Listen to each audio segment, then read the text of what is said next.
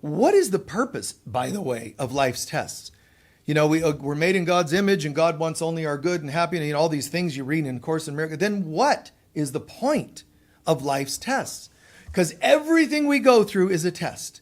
Something you liked is a test to not get attached. Something you don't like is a test to not get overly detached. Everything in life is a test. I've got to go to the dentist today. It's a test. Which one is it? Mastery. Mastery. Okay. Oh, that's good timing. So it's in the Mastery DVD set. All right. This sort of a talk. But anyway, yeah. Think about this. Everything's a test. Your roommate can be. It's a test of some sort. Somebody cuts you off on the road. Somebody gets in line in front of you at your health store, whatever you go, to get food or restaurant or whatever. So is dealing with sickness, global illness, or your own personal. You can have a slight cold. Everything is a test. It's not like it only becomes a test after the cold becomes a flu, or only after challenged relationship issues become a divorce. No, everything is a test. Now, what's unique, and we're to learn the test, and we will do so. Resist them, and you'll learn the hard way. Go with them, and you learn the easy way. Either way, you got to learn. You got to learn. Everything's about learning and healing. Everything on this planet is about learning and healing. That's the only reason you're here. Nothing left to learn, nothing left to heal, you probably won't be here. I mean, what are you going to do? I don't know what I'm here for. I mean, there is one exception, one category besides learning and healing, and that is to bring what you've learned and healed.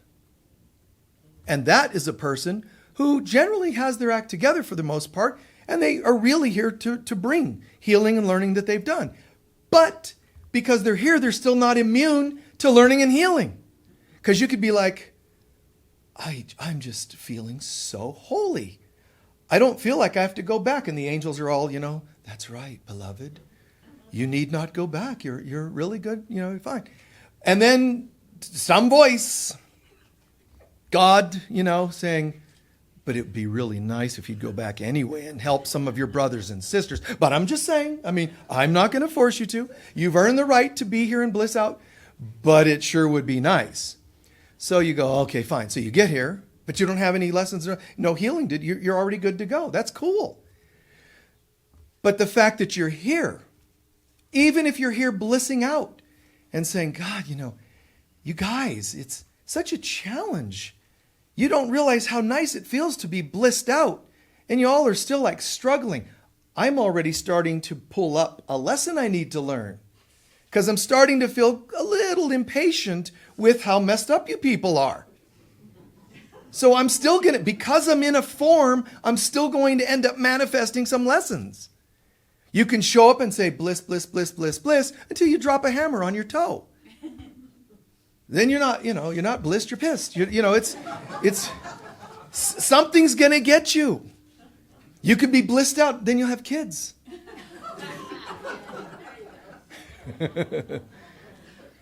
Kidding. If any of you are children, I don't mean that personally. So, this world, it's weird, this world, because it's made by the ego, which has absolutely no desire to let you get out of here. So it works thoroughly to trip you up. Some call it the devil, some evil, or the ego, whatever term. This world is designed to keep you here. And even when you think you go, we invented reincarnation to make sure we can't leave. We still just keep coming back. It's like those paddle balls, whack, and back. You think you're out of here. I've had enough of this world, and back again. So you feel a little beat up. That's this world. It's designed, and yet we're trying to fix it. And people don't realize that they're subtly trying to fix it. What we need to do is get rid of plastic because it's too much junk in landfills. We have to get the right politician. We have to, first of all, this world isn't real. It's a hologram. So therefore, nothing of a hologram. It's like cutting out pictures, out of a magazine. And then saying, I'm going to pin that to my desk because that's my new boyfriend or girlfriend. It's a picture. You just trimmed it and stuck it up there. It's not a relationship. And that's what people do. That's what a hologram is. This is my partner. They're not even there. What you mean is this is my partner in my development. They're still me, mirrored outside. I like them, I don't like them. They're still mirroring parts of myself. That's a bit deep for people to get. People that live in a three-dimensional world that they believe in, it's hard for them to get these kinds of concepts. But we're getting it. And we have to keep repeating it in different ways so that it starts infiltrating all the defenses of the ego. Because the ego absolutely wants us to believe in the reality of this place. Why? Because this world keeps causing pain. So if you believe in this world, you're going to believe in pain. If you believe in pain, then you're also believing in your susceptibility to pain, which then leads to you're not believing in who you really are. I'm a divine being becomes, wait, maybe I'm not. Now wait, am I not being a divine being? Now I'm feeling limited. Now I'm feeling pain. Now I'm believing in this world and I'm hoping I can do something to fix my life. Just a better job, just a little more pay. And it doesn't work. And then people get deflated. And then they have chronic fatigue. And then they have fibromyalgia. And then they have all these things that reflect diseases that nobody fixes. If we're who we are, there is no Lyme disease. There is no chronic fatigue. There is no adrenal fatigue. Because we're remembering who we are. Now, the problem though is that's what this world's designed to do, is keep throwing new things at us. New diseases. And it's amazing because they'll say, sometimes, well, we're trying to find a cure. But wait, where are you looking for the cure? Well, we're putting a lot of money into an industry that's going to sell you cures that never cure you. Because it's not a drinking problem, it's a thinking problem. It's not a physical illness, it's consciousness. The more I know who I am, the more immune I become to the world. That doesn't mean I should go live in a cave, and it doesn't mean that I should see myself as better than anyone else. But I do have to start coming to this world, seeing this world and its tests differently. Don't see them as things to avoid. See them as things to transcend. Almost like saying you learn to laugh at these things. So ultimately, what is the purpose to life's tests? The answer is there is no purpose because you're not even here. However, since we think we're here, what is the purpose of life? So there's two answers. The ultimate answer, what's the purpose of life's test? The answer is there is none. Ha, ha, ha, ha, ha. Laugh at it. Get it. The second level is, while we're here, what is the purpose of life's test? Learning and healing. But just to know the truth that there is no purpose because I'm somehow part of me is still residing in the heaven consciousness of God. Then what's the purpose of life's test? Because there's a part of me that doesn't get that yet. See that? Part of me knows there's no purpose, and that's the divine part. Part of me doesn't know that yet, so therefore that part has to keep going through lessons and healings to get caught up with the reality. That's all it is. All we're doing is remembering. All we're doing is trying to it's a catching up to what we know. There is only God. This world's going to try to tell you there's other things, and every time you believe in it, you're tipping the scales towards ego consciousness. And every time, you override that and recognize the truth, you start going this direction. When you start doing this, your ego is well aware, and it doesn't like that. What are you doing? Waking up, meditating. So what it does, like with Buddha, start shooting arrows at it to distract it. So if you're like a metaphor, okay, of you being like Buddha, and you're saying, whether it's a personal relationship challenge, whether it's a global virus, just imagine you're sitting still today because you're left in your home for a bit, and you're sitting down going, let me think about this for a moment. Wow, I really want to get close to God. This is a good time for me to get, here it goes. You're starting to weigh towards the right mind. You're starting to get a little bit more commitment towards God consciousness. Well, when that's happening, in the Buddha metaphor, Buddha's sitting under the Bodhi tree and all these arrows are shot at him. Which is when you and I are saying, I'm working on myself, and someone says to you, what are you doing? Haven't you given up on that spiritual stuff? Look what's happening in the world. You should worry. Create a picket sign like I'm going to do. I'm going to go out and argue with people and shame and judge people and find something to do. And those are arrows. When your family members are giving you harassment, those are the arrows. Buddha sits. I'm not going to buy into this.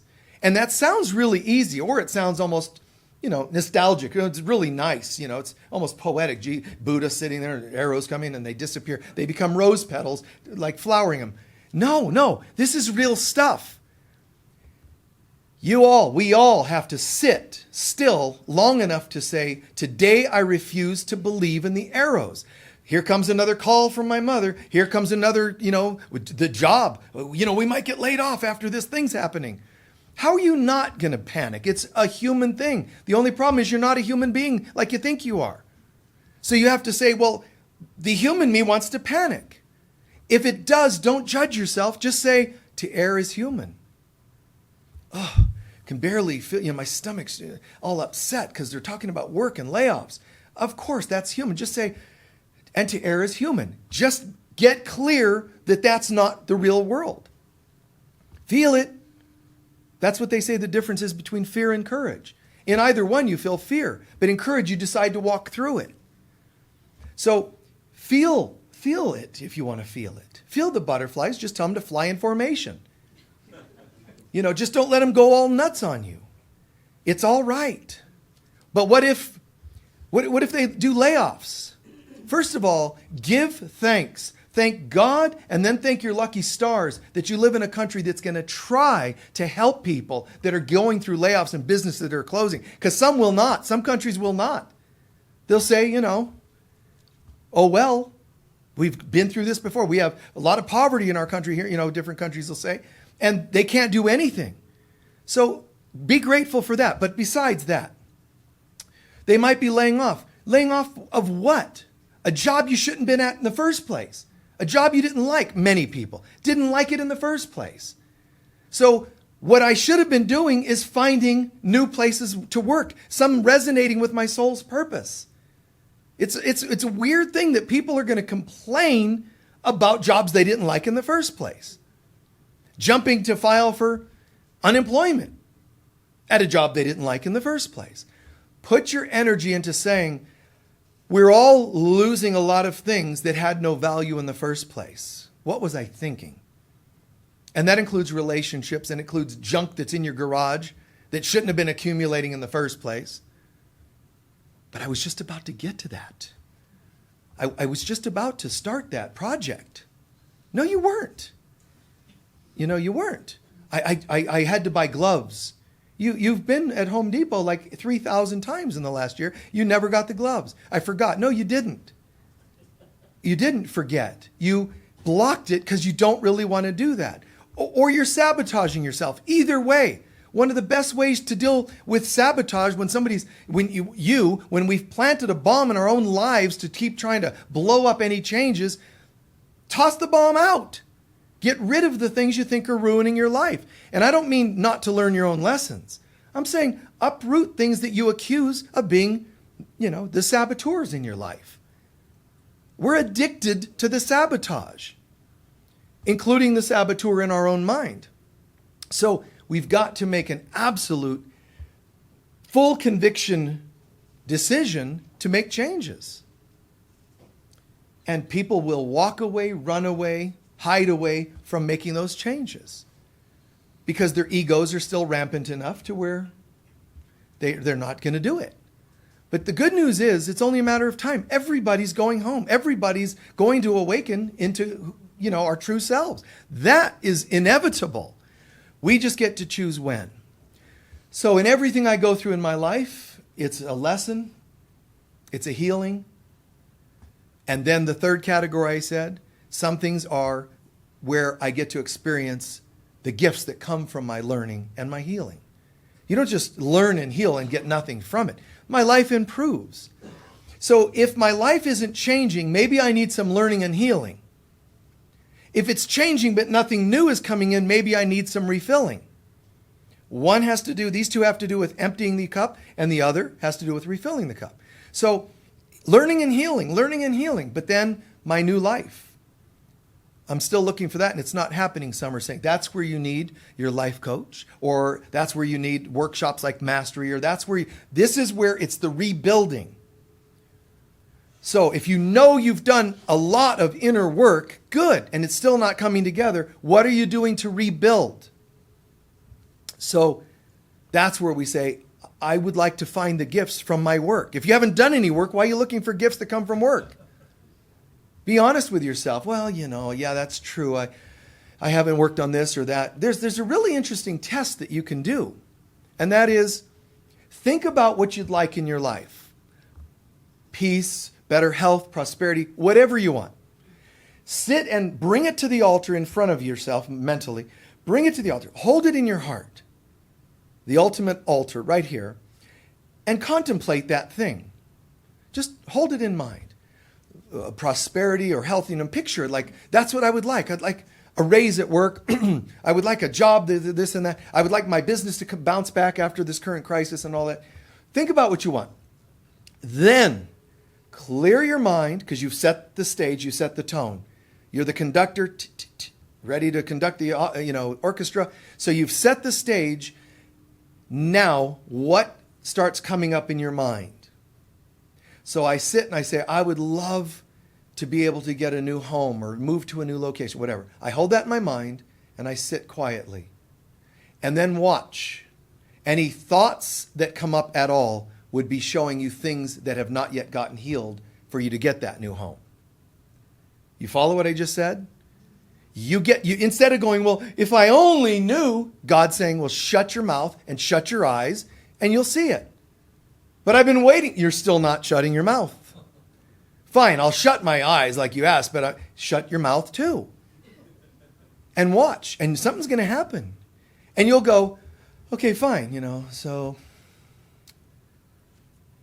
Oh, God, I'm thinking of that song, Oh, I don't know why I'm thinking about that song. Let me put that out and get back to center. The song had something for you. The song might have been obvious.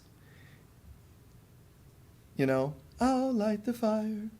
You put the flowers in the vase that you bought today. Our house, Crosby, Stills, right? It could be an obvious, our house. So that's related to my getting a new house. But it's not always obvious. Sometimes there'll be some 8th grade memory of a kid who you just, that you knew. Some person you knew. Arbitrary. It's never arbitrary.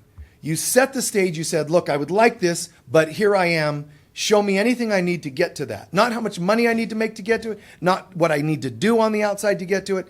What in consciousness is in the way? Step back and watch. Things will start floating through. It could even be, back's hurting a little from sitting like this in meditation. It's still a peace. What a coincidence. My low back is kind of hurting, or your hips or something. And, from sitting. It's just from sitting. No, it isn't. Why is it happening? Well, the low back happens to symbolize feeling or not feeling supported in your life. Oh, but it wasn't the low back, it was the hips. The hips have to do with moving forward, because the hips move you in your life. So my low back and hips, I get it now. It's showing me unhealed things that are standing in the way from me creating my new life. It's not as challenging as people think to get it together and know how to deal with life without complaining about the things on the outside. All the things on the outside. This one epiphany I had. I'm in meditation. I'm saying, okay, I want a house, but it's not happening. What do I need to do? Back. Back. That's right. Not feeling supported. So I need to heal my beliefs in not being supported. My parents didn't help me get a house, and my ex took my house, and I'm seeing all these unsupported things. I get them. God is the love with which I forgive all of you. And you'll know if you're changing something like an old resentment, if you're willing to wish upon the people that you don't like or that hurt you, if you're willing to wish for them the thing you're asking for. It's easy to go, jerk, I want a new house, Lord. And then someone comes to mind, you jerk, I'm going to get a new house. I'm talking to God. I hope you're still living in your Lincoln log cabin, that you took from me in the divorce. I'm getting a new mansion. That's what we think. And it sounds easy.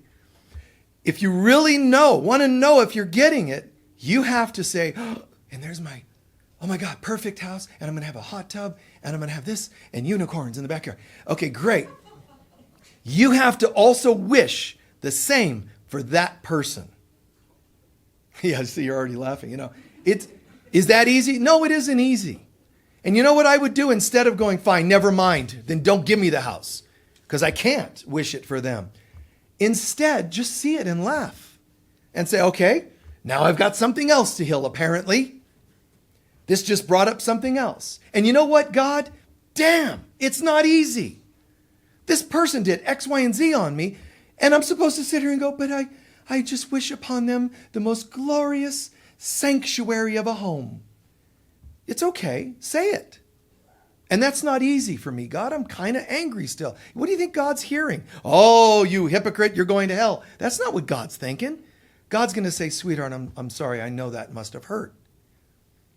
So you don't have to do that today. Because I know there's going to come a time where you're going to pull it off. That's an ultimate, truly love-based parent that says, no matter what seems to be happening, I hold faith that you're going to get it. And that's cool. It'll happen sooner the more you're transparent about those little feelings, those little extra resentments that are kind of floating around.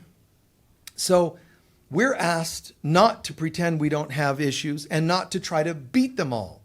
We're asked to call the presence of God into ourselves so that we have a greater light, a greater mind, greater insights, greater inspirations to deal with those issues. It is a lot easier when you're having divine support. Our bodies break down because of all the times we've tried to deal with doing things ourselves. And in this world, that's going to happen. If I go to lift something, do I always remember to say, and Jesus, lift this with me. Help me, Jesus. You get that end. I'll get this end. It's a dresser. It's like 500 pounds. Okay, I'm going to just get this side, Jesus, and you get that side. Do you usually feel this? It can happen, and it has happened historically for people. They're called miracles. Parting the sea. They're called miracles. But do we always remember to do that? We don't. And so you go to lift it, and, there you go. Oh, wait, low back. I'm not feeling supported. Where were you, Jesus? Or it's going to be, see, my neighbor. I asked him if they can come over and help me lift this. I was there when they needed to have something lifted. Now they're not here. Not supported. And what I'm doing is I already don't feel supported, and I'm manifesting events to confirm it. You see? Which is a challenging depth to go to, but it's true. The world keeps confirming what we already suspect about ourselves and our lives and our deservability or lack thereof. So Jesus has made it clear in A Course in Miracles and in the Bible, you're not going to be without issues in this world. Don't expect it. All you're doing is frustrating yourself. Instead, call on help. Call on divine help. Forgive yourself when you forgot to call on it. Forgive yourself when you judged yourself for not, and so on. But call on help. Help me to see this differently. And sometimes it'll manifest as somebody driving by. Like there was a lady around the corner from me, and I was on my way here months ago to do a morning service. And I just had that thing. I call it, my spider senses are tingling. You get this miracle worker kind of thing happening where I'm having a feeling and I'm looking and I see this lady and she's just working in her yard. People do that all the time. Why am I sensing something? And I'm slowing down and I'm watching. I'm watching because that's what we can do. And I'm observing to see, am I being called here? And then I realize this older woman is trying to move this, rock that's like probably a couple 100 pounds. And she's trying to like scoot it by herself onto a dolly that's not supporting it. And it's too small to get under the rock. And and then now I'm stopped and I'm just watching this because I wait. You don't always jump in. I want to make sure it feels right. And I'm not waiting too long. I'm just saying, you don't always want to jump out and say, listen, I'll do it. Some people get offended. You wait and you check it out. So I said, do you want some help? Now I'm dressed, Sunday clothes and all that, but still somebody needs help. So do you need help? And her response, oh my God, you're a godsend. Thank you. You never know, guys. You just keep your mind open and someone might just show up. But it doesn't always happen like that. It might take some other form. But the mind still has to be open and call on help. So, the lady manifests this and I move it for her. And where would you like it? Oh, anywhere over there would be fine. I don't want to be picky. No, tell me exactly where you want it because I'm not doing this again. No, I didn't say that. Tell me exactly where you want it and then move it over there. So whether it's a few dollars someone needs, whether it's moving a rock or whether even if it's just support, sometimes just even advice, I would probably put that there instead of there. Whatever it is, how can I be helpful today? So in dealing with life's tests, a couple things to remember. First of all, when you're dealing with other people going through tests, remember yourself, call on God, call on help. Look at what you need to heal inside. Practice forgiveness. But there are other people that are going to ask for help, that are going through tests. And they may not even ask, but they're going through life's tests. What do? Don't enable. Don't try to jump in and rescue, but what can I do? Be a good listener. You can't prevent people from going through life's tests. Okay? That's hopefully obvious. But what you can do is be there with them while they go through it. So what am I going to do while you're going through this? What am I going to do to help? Be present. Be a good listener.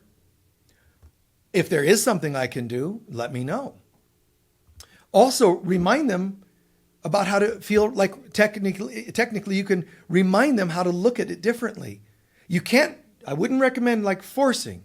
Before I help you, I'm going to tell you what's really happening here. Because there's a metaphysical interpretation, you just don't understand it. So I'm going to tell it to you. No. You have to lovingly, tactfully, and patiently give them some ideas on how to look at it differently. And you have to be very stealthy about that.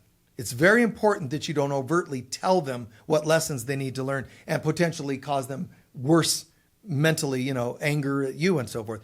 So what you do is just kind of pitch in.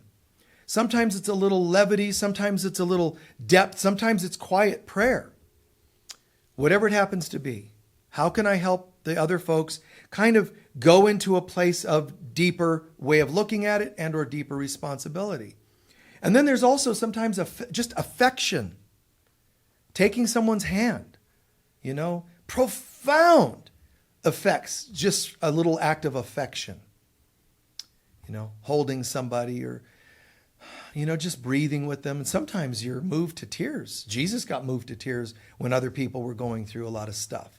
It's very, very compassionate. It's very beautiful. Being good miracle workers and healers doesn't mean being detached from people going through stuff. It's more like, man, you're like saying, I understand. I mean, I do. I totally get it. Not, I get it. Stop. I get it. It's an illusion. I get it. You shouldn't be feeling this way. I get it. Wow, and just be there in that. And yet while I'm doing that, I'm not enabling because I'm not going, I get it. That person's such a jerk for doing that to you. Now I'm feeding into the hurt and anger. Quiet, present, and so on. Making sense? And then, of course, there's the inner, you're helping them on the outside, but you're wanting to help them on the inside. That's the deeper looking at things, not just the, how can I help you? I'll hold you, hug you, whatever. On the inside too. But sometimes we're the ones who are causing the harm. We're the ones bringing tests to other people, which isn't necessarily purposefully trying to cause harm, but we go through life's tests. Others are going through life's tests. What should we do about it? But then sometimes we're actually causing some of these challenges for other people. You're in love with me. We're married. I broke your heart and I left.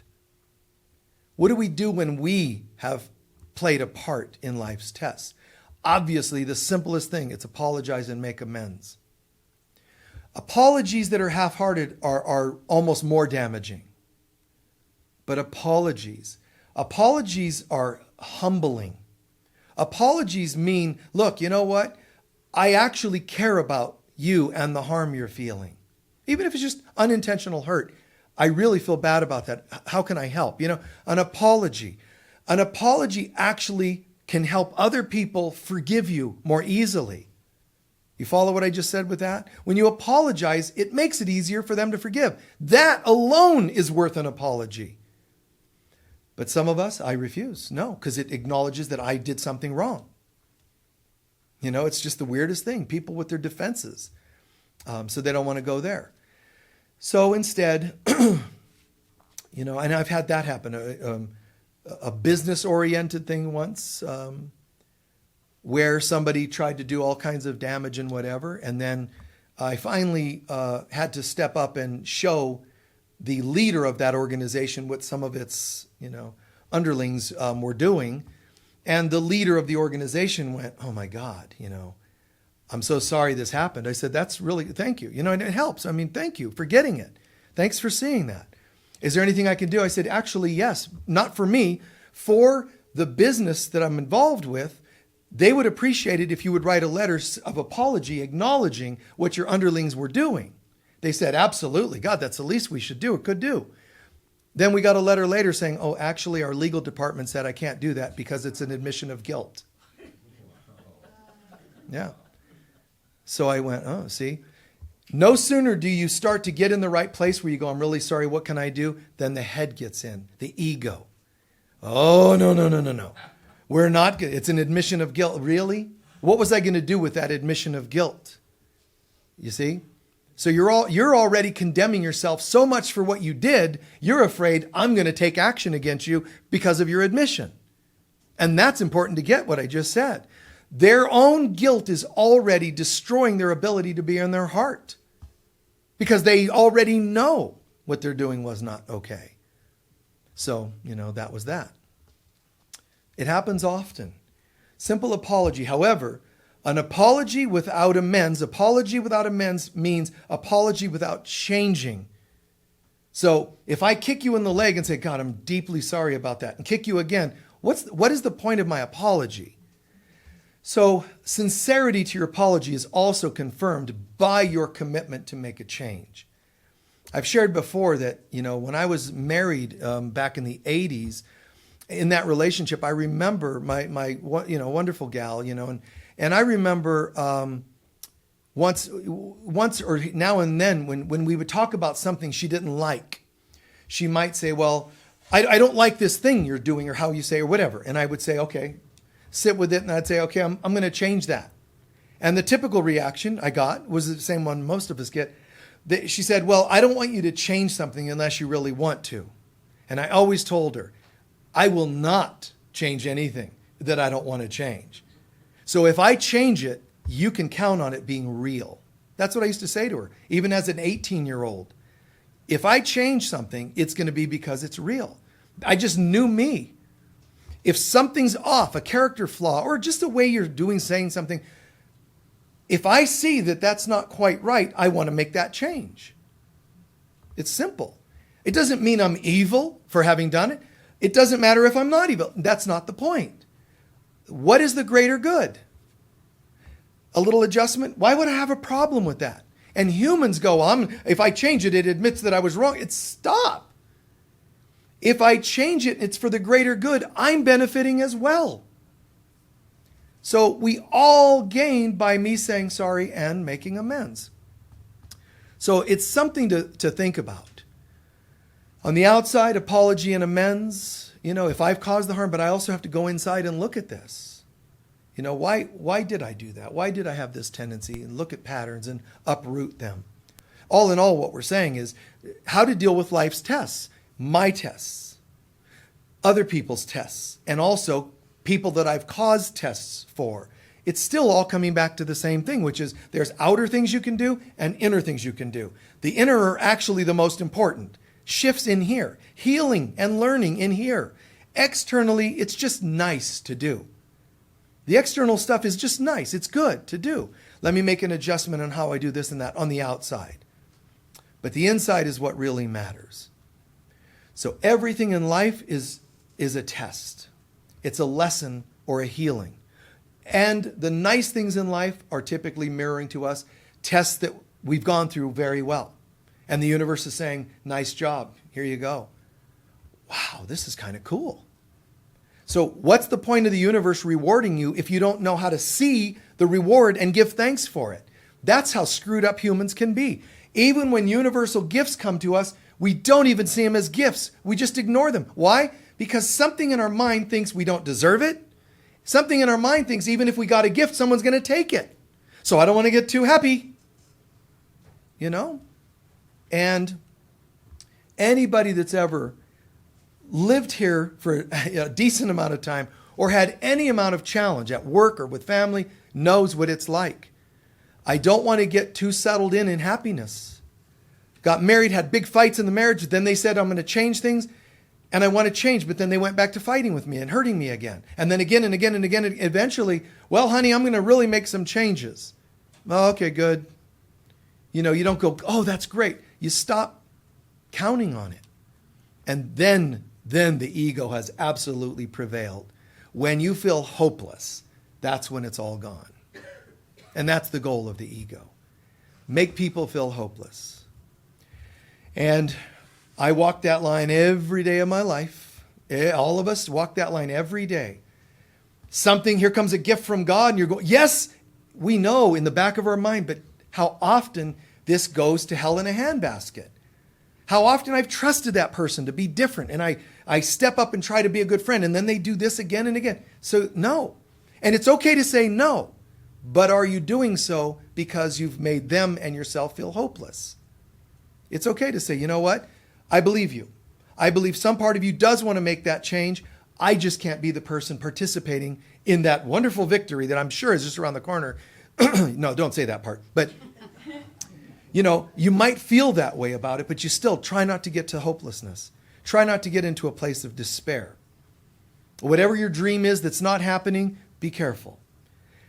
With God and in God, it's already happened. It's already etherically here. I just don't see it. Oh, close your eyes, close your mouth, and say, why am I not seeing it? And see what images come to mind and release them.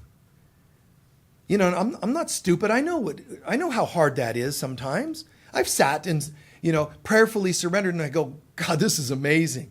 I'm just feeling blissful. It's good to feel that, but I'm aware of the other voices. Yeah, but it still hasn't happened on the external level yet. That's what the word faith is about. They say faith is, like some almost careless, naive, but just have faith someday. It still sounds pathetic. True faith means if I've removed things that are in the way, this thing cannot not manifest. That's true faith.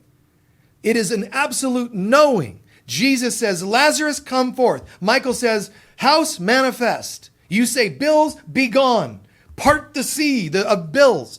We can do this. It's been done. It's easier to get your bills paid than to part an ocean.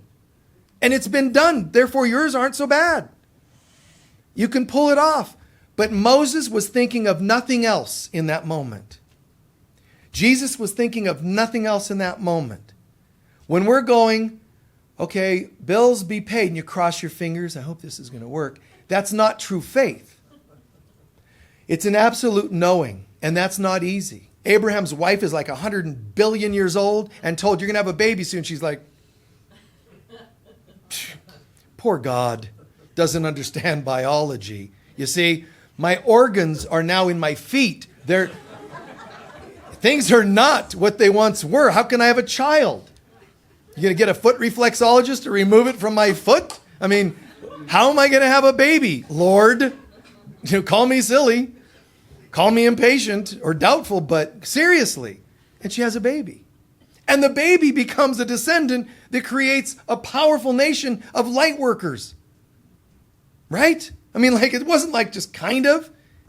It wasn't like, well, this is the best we could do. God saying to, Sarah, you're older. All we could get is a pollywog out of you. It's like, this is a radiant leader of Israel.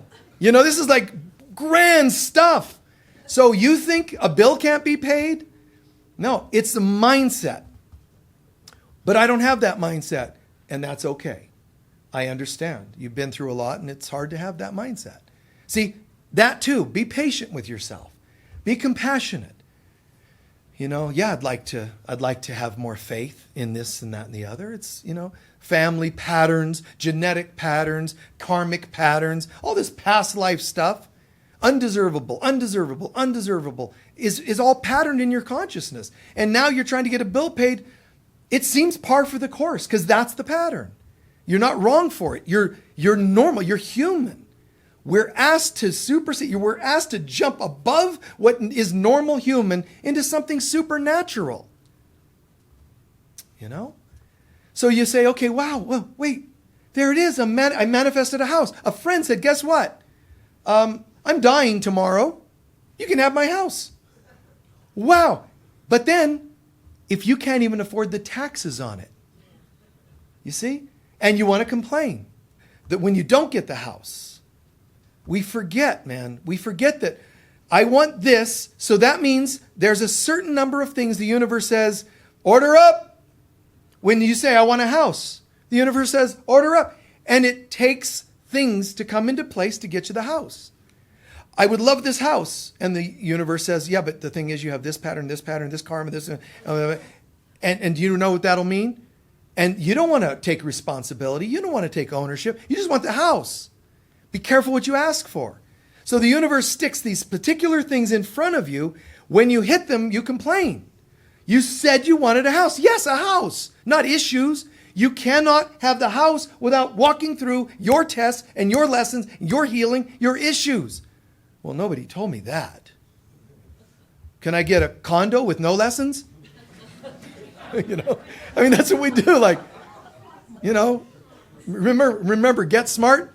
Would you believe? And he just keeps, he starts off with one big statement. And before, there's a whole army of people that are about to take over this island and free me. I'm sorry, Mr. Smart. I don't think so. How about 5 soldiers and a gun? No. A Boy Scout with rabies? Like, he just kept narrowing it down more and more because that's how it feels. I'll just take a condo with no issues. I'm sorry, that still has 3 instead of 5 issues. How about an apartment? How about renting a room with somebody? You already have that. Oh, that's right. This is the human condition. Dealing with life's tests. It's tragic, it's funny, but it is what we're here to do. And remember, every time you've walked through such tests, you have been spiritually victorious. If you failed, doesn't matter. You only failed on a human level. You can't fail spiritually. Only the behavior's not caught up to my spiritual conviction yet. Part of us already knows. Part of us already has true ultimate faith in God. It's just not all of us yet. Sometimes it just hasn't all caught up. So my job then on earth is what? It's not to do all this and do it. My job is to get more of my little self to grow up into my spiritual, my higher self, greater self. That's what it's about. We know that it's called spiritual evolution, but we don't understand how it's done. And how it's done is day by day tests. You see? And they're just not always easy. They're not always hard. Then what are they? They're exactly what you're supposed to be going through today to be a new person tomorrow. We want to be a new person without, I want to be drug-free without the withdrawals. But if you have withdrawals, it's because that's what chemicals or chemistry is in your body. I can't go through that for you, but I can be here with you. You want to have a new way of having a relationship, then sometimes you've got to let go of the old one. You want to, think about children who are constantly medicated when they have a fever. But the fever is actually trying to kill something that's harmful to them in their body. And you're like, no, we will not have that. Take this. There, the fever's gone. But you're going to be ill the rest of your life. That's what we do. The fever is good. The fever is fine. It turns up the volume on life's stuff. The fever is turning up the volume so that we can purge through. I know, it's not easy. People are hurtful. Events are hurtful. They're scary. But we forget, guys, they're exactly in proportion to you and your lessons and tests. You can't have mine, I can't have yours. And you can never struggle through something that you don't have the wherewithal to deal with it. Beautiful song, Hey Jude. Great song for so many reasons. But one of them, it's kind of interesting that John Lennon, he writes a song, All You Need Is Love and all that, but he wasn't practicing it. He really wasn't. He was receiving it, but he wasn't practicing it. He was really, really rude to his first child and his wife, really, really hardcore on them. And he's singing All You Need Is Love and all that. He ignores them. His own son, he says, I think maybe I might have remembered 2 conversations with my dad. He wouldn't look at me. That's harsh stuff. But that lesson's appropriate for everybody. That's fine. But that's John who's singing it. But then this other guy, Paul, he becomes like the godfather or, almost like a stepfather to John's son. He is taking care of him. And he writes the song, Hey, Julian, don't let this get to you. It's like saying, I know that my best friend is a jerk when it comes to parenting and he's irresponsible. That's what he's saying in the song. But he doesn't diss his friend, John. He just says to the kid, take a sad song and make it better. You're going through life's tests and you can do this. Don't take it in under your skin. Don't let it get to you. And everything you need, the movement you need is on your shoulder, which meant the faith, the courage, everything you need to get through this test is as close as your own shoulder, your own heart. Very, very beautiful, man, if you think about it. And that, in a sense, you could say that's a healer speaking. Hey, listen, I know I can't go through it for you, but I know you're going through stuff. But here's how to deal with that. Right? Let goodness under your skin instead of the trauma. So think about that in your life. How often have you been that song to people? That encouragement to people? Listen, I know it's harsh. I had somebody do that to me for me when I was a kid, a little bit of planting seed, like, look, I know your family's a little wacky, hang in there, it'll all turn out. Well, it didn't turn out right then. I could have went, okay, really? When? I just want to be able to watch my watch here. It's not gonna work that way. So in what way are you planting those seeds for other people? Hey, listen, I know. And that's not easy, in my opinion. I remember, because I'm fairly intuitive, and I remember my kids being in school, and I remember being able to see a child that's being abused at home and going, there's all that I'd like to do, all that I would like to say. Pause, just pause. And each time I'd go to the school and see that child or another one in similar circumstances, guys, it wasn't easy. But you're forgetting consciousness can change things. Just as much as hugging the child, even more so, prayer can do things you can't imagine. So even though it looks like my outer actions would have been the best thing, in here is thousands of times more potent, more effective than all the external things I could have done. And there's a lot of external things I could have thought of doing, right? Any of us. So in what way can I make a difference to somebody who's hurting today? And the human part of me, man, that wasn't easy to see that and know it and feel it. It's like any time when a psychic kind of picks up on something that they don't like to. Some psychics that work on murders and kidnappings, it's really, really hard on the heart to see that sort of thing. But you may not be asked to go that far. You're only going to be asked to go in the distance that you can handle, right? Never given more than we can handle. Well, that one I could have argued several times in my life. No, this one seems about this much more than I can handle. I'm saying it is impossible because we're the ones who are allowing this to come to learn.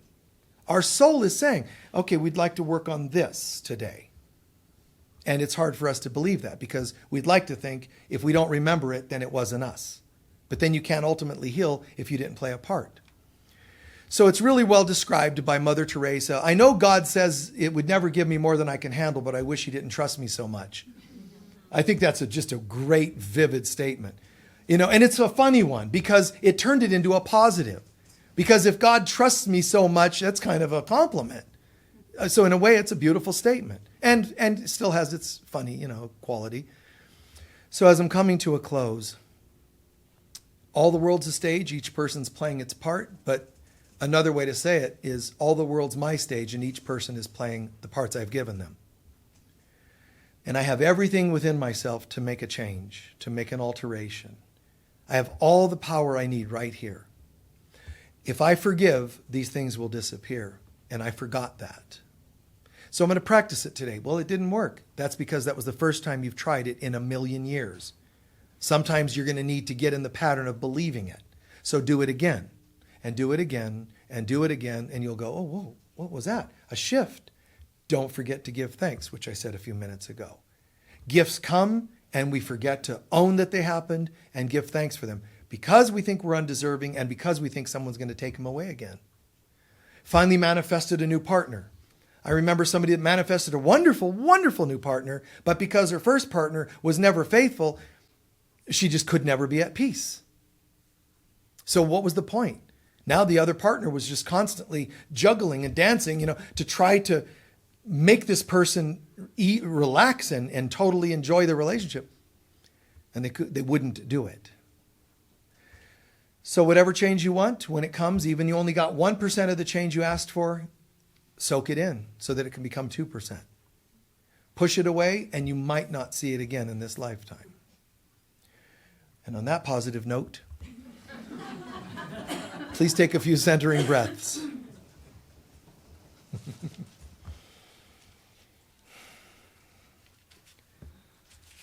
Set aside all the stuff of the world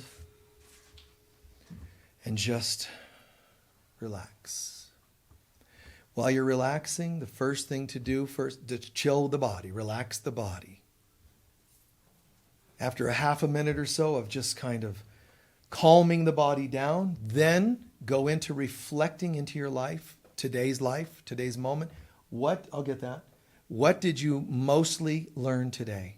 What made sense? And then own it. What did you hear or learn today? Instead of going out into the world and making the world do something for you to heal or learn, let's just do it here. That's called the easy way. So reflect into this moment. What did you learn or heal that can already start making a difference in your life? And then let your mind visualize or contemplate a few things. Since life's tests are commonly thought to be a metaphor like life's battles, analogous to life's battles, let's think about this for a moment. What if there's a kingdom that you live in?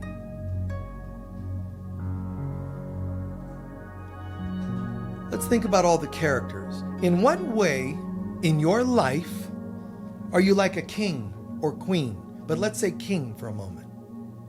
In what ways are you like a king? The king often leads the kingdom, but gets distracted, has voices inside that don't like it and pick at it to try to dethrone it. Think about that. How is that in your life to be a reality? What form does it take?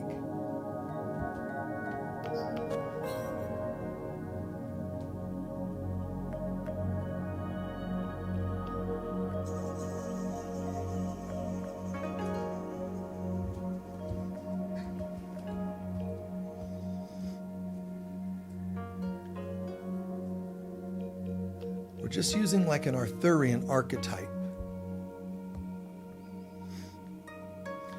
In what way could you be like the queen?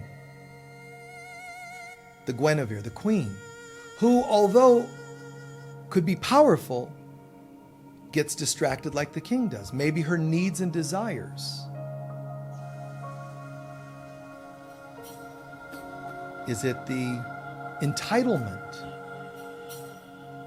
In what way does that get in your way of your life being as powerful as it could be? When I act entitled and my needs and human desires get in the way and undermine my absolute spiritual power.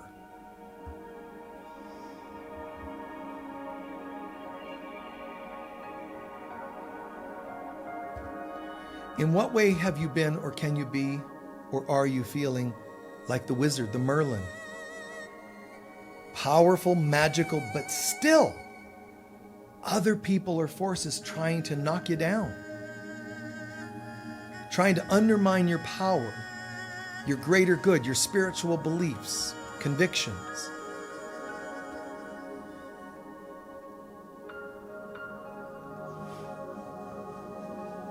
Just be honest and see it.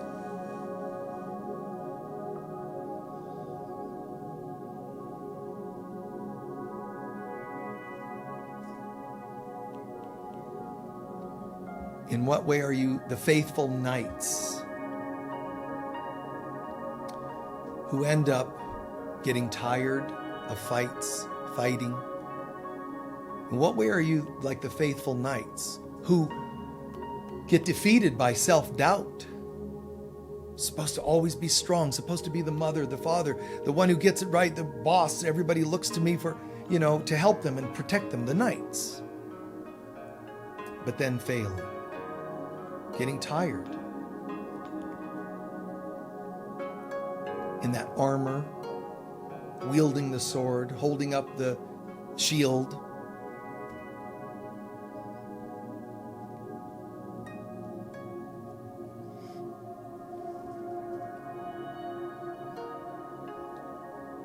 In what way are you, or your mind, your thoughts, like the evil adversaries in all these kinds of mythologies? In what way are you the evil adversaries that keep trying to undermine yourself?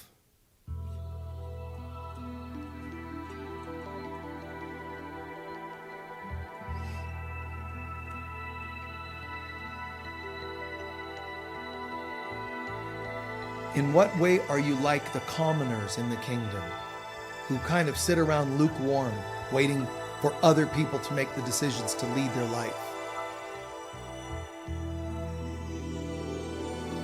Weak, lukewarm.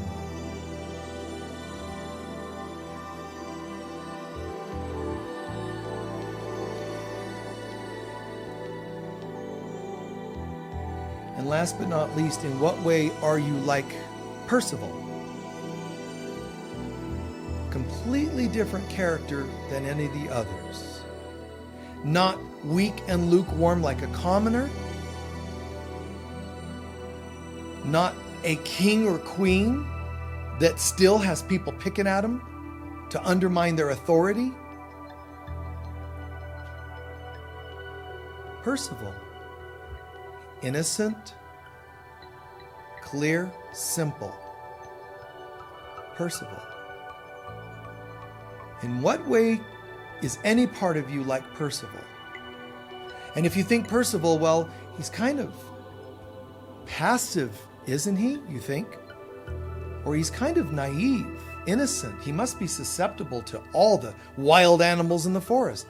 What if Percival in you means that you're so innocent an animal wouldn't think to attack you?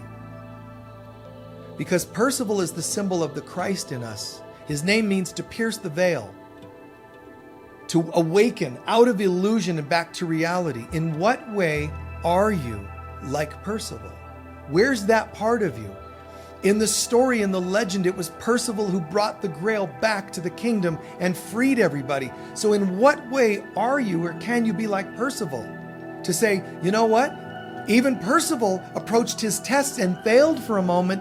Then he saw through it. He learned and he healed, and then he found the Grail. In what way can I pull that off today? I am determined to see things differently. I am determined to learn and heal. And then I hear the voice of God saying, thank you, you've passed this time. Then I can be a miracle worker to others.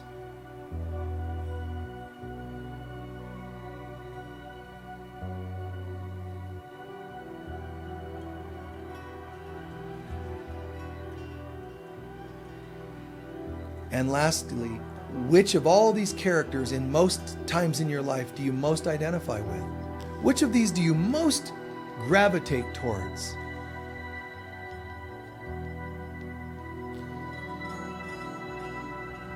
Ask yourself why.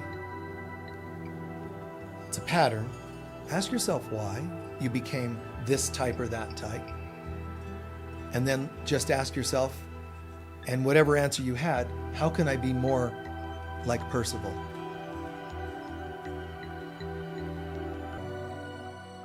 Then a few last centering breaths.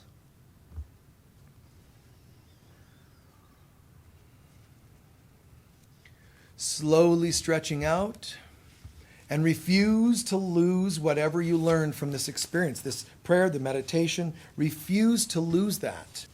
Take it back with you. Take it inside and know, okay, I'm different. I have this commitment and conviction to be a different person and not one of the characters still affected, but rather one that chooses to be the effect in the world. I'm going to make a change. I'm going to cause effects in this world, not be the effect of others. Make sense? Thanks for being with us. God bless. God bless online. See you all soon. Bye-bye.